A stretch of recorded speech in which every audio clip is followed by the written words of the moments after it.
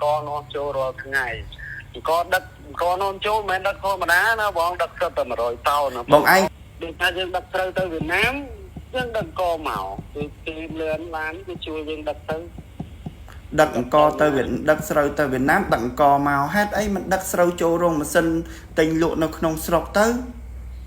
បងប្អូនដែលធ្លាប់មើលវីដេអូរបស់ខ្ញុំខ្ញុំធ្លាប់និយាយនៅក្នុងคลิปវីដេអូរបស់ខ្ញុំមួយខ្ញុំថាមានស្រូវតែមានកស៊ីឥឡូវបងប្អូនមើលស្រូវដឹកចេញទៅលក់នៅវៀតណាមហើយដឹកអង្គពីវៀតណាមយកមកលក់យកមកស៊ីនៅក្នុងស្រុកខ្មែរវិញអញ្ចឹងហើយយើងគិតថាតើសមអត់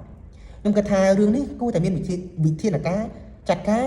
ឬក៏ហាមឃាត់អង្គនាំចូលព្រោះអីស្រូវស្រុកខ្មែរយើងវាសម្បូរហើយវាថោកទៀតតែអង្គអត់ថោកទេអង្គស្រូវថោកប៉ុន្តែអង្គលក់នៅលើទីផ្សារមានថោកនៅណានៅថ្លៃអត់ដែរឡើយហើយចុះអញ្ចឹងអស់លោកមន្ត្រីឬក៏អ្នកដែលក្រសួងពាក់ព័ន្ធគួរណាតែចាត់វិធានការកុំឲ្យអង្គនាំចូលអង្គស្រុកយើងថោករុញញ៉ាអង្គស្រុកយើងឲ្យឈ្មោះទិញចូលនៅក្នុងរោងម៉ាស៊ីនទៅម៉ាស៊ីនរបស់យើងរោងម៉ាស៊ីនមានប្រមាណ10រោងហ្នឹងហើយឥឡូវឮថារោងម៉ាស៊ីនគឺចិត្តបាត់ទ្វីទៀតដោយសារគេដោយសារដែលអង្គចេញពីរោងម៉ាស៊ីនទៅ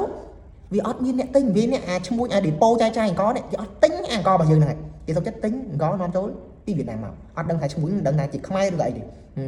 ប៉ុន្តែមើលតើមានចិត្តស្រឡាញ់ខ្មែរឬក៏ជួយខ្មែរអត់សុខចិត្តអត់ទិញអង្គពីឌីប៉ូរបស់ខ្មែរទេពីឃ្លាំងរបស់ខ្មែរទេទិញពីវៀតណាមមកហើយជួយថាអង្គហ្នឹងថោកអត់អង្គលក់នៅលើទីផ្សារនៅតែថ្លៃដែរ1គីឡូ2500 3000 ជាងហើយមើលស្រូវរបស់យើង1គីឡូ600ឥឡូវ500ជាង600ជាងហើយឲ្យទៅរំពឹងអីគ្រាន់តែថ្លៃជីហ្នឹងអស់បាត់ហើយហើយទូថាកសិករយើងអញ្ចឹងបានដូចខ្ញុំនិយាយអញ្ចឹងធ្វើអីងាប់ហ្នឹងចង់និយាយអញ្ចឹងធ្វើស្រូវងាប់ស្រូវធ្វើដឡូងាប់នឹងដឡូឲ្យតែងើបតាណារួចតម្លៃអាមុនពេលប្រមូលផលដាក់មកកប់អីដឡូចុយម៉ាយលុយអញដឹងតែគ្រប់ទឹកហីអញ្ចឹងដល់តែពេលប្រមូលផលពឹបថោកអន់ជាងផលិតអន់ជាងតគូលក់តាមផ្សារទៀតតគូផលិតនៅតាមផ្សារមួយដុំមិនអីបានផាក់ខ្ទង់ជា10តសៃ1000ទៅ1500អង្គស៊ីរាល់ថ្ងៃនេះថោកចុយមួយថោកអញ្ចឹងឲ្យកសិករយើងពឹងអីទេវាអត់ចាំមិនថាទី1ក្រសួងដែលពាក់ព័ន្ធកុំអោយស្រូវឬក៏កុំអោយអង្គហ្នឹងកុំអោយនាំចូលមកពីប្រទេសជិតខាងហើយស្រូវរបស់យើងថោកដូចផលិតហ្នឹងយើងរុញជំរុញឲ្យខាងឈ្មោះធំទិញពីប្រជាកសិករចូលក្នុងរោងម៉ាស៊ីនហើយកិនចាយលក់ឲ្យប្រជាជនប្រទេសកម្ពុជារបស់យើងទៅតាមឌីប៉ូធំឬក៏តាមឌីប៉ូទូចតាចដែលអាចធ្វើទៅបានហាមឃាត់អង្គនាំចូលមកប៉ុន្តែនេះអត់ទេលក់ស្រូវទិញអង្គគេស៊ីដូចខ្ញុំនិយាយអញ្ចឹងលក់ស្រូវឲ្យវៀតណាមទិញអង្គពីវៀតណាមយកស៊ីវិញហើយមិនដឹងថាអង្គហ្នឹងដាក់ថ្នាំឬក៏ដាក់ស្អីជាតិផ្ទុកបានយូរបានអីនោះមិនដឹងជាតិគីមីយ៉ាងណាអញ្ចឹងហើយយើងជំរុញមកជំរុញខាងឈ្មួញអ្នកទិញស្រូវជំរុញទៅខាងឈ្មួញដែលអ្នកលក់អង្គឌីប៉ូធំក្រសួងពាក់ព័ន្ធរៀបចំមើលធ្វើមើលឲ្យកសិករសមាជិកឲ្យកសិករមានបានឲ្យកសិករមុខអញញឹមតិចមើល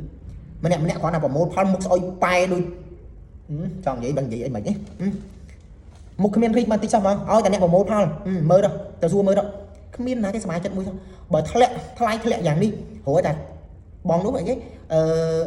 ធ្វើមួយឆ្នាំប្រហែល6 7ហិកតាធ្វើមួយឆ្នាំហ្នឹងមកដងហ្នឹងចំណេញបាន2 100000លក់ស្រូវ6 7ហិកតាចំណេញបាន2 100000អាហ្នឹងគាត់គិតថាចំណេញហើយចង់កម្លាំងពលកម្មដែលខំមើលថែវាសមមួយឆ្នាំអើយចឹងបានថាខ្ញុំថាគិតថាទី1ត្រូវតែក្រសួងពាក់ព័ន្ធដែលគាត់ជួយសម្របសម្រួលក្រសួងពាក់ព័ន្ធក្រសួងសេដ្ឋកិច្ចក្រសួងកសិកម្មអីហ្នឹងគឺគាត់ជាអ្នកសម្របសម្រួលហើយក្រសួងរកទីផ្សារឲ្យប្រជាជនតាក់ទងជាមួយនឹងឈ្មោះអ្នកទិញលក់អីហ្នឹងត្រូវតែតាក់ទងត្រូវតែធ្វើដើម្បីប្រជាជនហើយបើគាត់អត់ធ្វើប៉ុណ្ណឹងគាត់អត់មានធ្វើប៉ុណ្ណឹងអញ្ចឹងស្រូវចេះតែថោកស្រូវចេះតែថោកទិញអង្គគេមកស៊ីលក់ស្រូវថោកទិញអង្គមកស៊ីថ្លៃចឹងសង្ឃឹមថាក្រសួងដែលពាក់ព័ន្ធទាំងអស់ជួយកែតម្រូវកន្លែងហ្នឹងឬក៏ជួយប្រជាកសិកររបស់យើងជួយរកទីផ្សារជួយបិទការនាំចូលទិញផលិតផលរបស់ខ្មែរយើងចូលក្នុងរោងម៉ាស៊ីនធំអញ្ចឹងគឺអាហ្នឹងបានប្រជាជនរបស់យើងរស់បើមិនចឹងងាប់ហ្នឹងមកងាប់ឈរនៅដើមឈូកបើមិនជាធ្វើដូចថ្ងៃហ្នឹងហើយជួយថាអង្គឆ្នាំណាដែលបានថ្លៃមិនងាយបានថ្លៃឆ្នាំណាក៏ដូចសឹងតែរាល់ឆ្នាំអញ្ចឹងមែនណាអូអាពីឆ្នាំទៅថ្លៃអាឆ្នាំហ្នឹងចុះថោកមួយឆ្នាំអត់ហ្នឹងអត់ដែរទេឲ្យតែប្រមូលផលឆ្នាំណាក៏ដូចឆ្នាំណាដែរ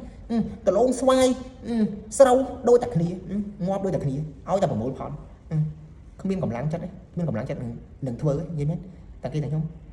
ចឹងសង្ឃឹមថាពួកលោកជួយប្រជាពលរដ្ឋជួយការបិទ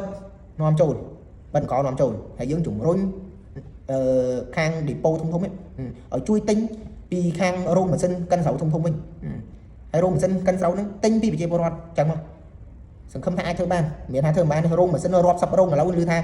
បិទដោយសារអីគេឈ្មោះអ្នក depot ចាក់ទិញកហើយចឹងគ្នាបាច់